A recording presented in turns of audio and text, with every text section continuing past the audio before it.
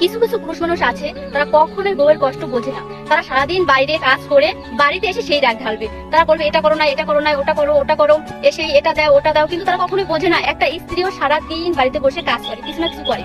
তারা এসে সারাদিন কাজ করে আসবে, এরপরে করবে কি, এসে একটা মোবাইল হাতে নিয়ে শুরু করবে। একটা পুরুষ মানুষ চাইলে অনেক উপকার করতে পারে। এরা ভাববে কি, আমি যদি বউয়ের এক বালতি জল এনে দেই তাহলে ওই লোকে এ বলবে, এটা বলবে। কিন্তু আসলে কি এটা ঠিক? একটা মেয়ে সারা জীবন বাবার বাড়ি থেকে তারপরে যখন শ্বশুর বাড়িতে আসে সবকিছুই অজানা থাকে, তার সবকিছুই কিন্তু তার কাছে নতুন। একমাত্র স্বামীই তার আপন থাকে।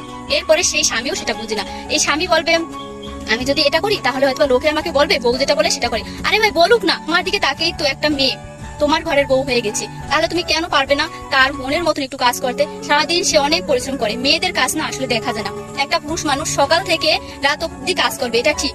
একটা মেয়ে মানুষ তো বাড়িতে বসে থাকে না, সেও তো সংসার সংসার গুছানো সব সামলায়। তাহলে কেন একটা পুরুষ মানুষ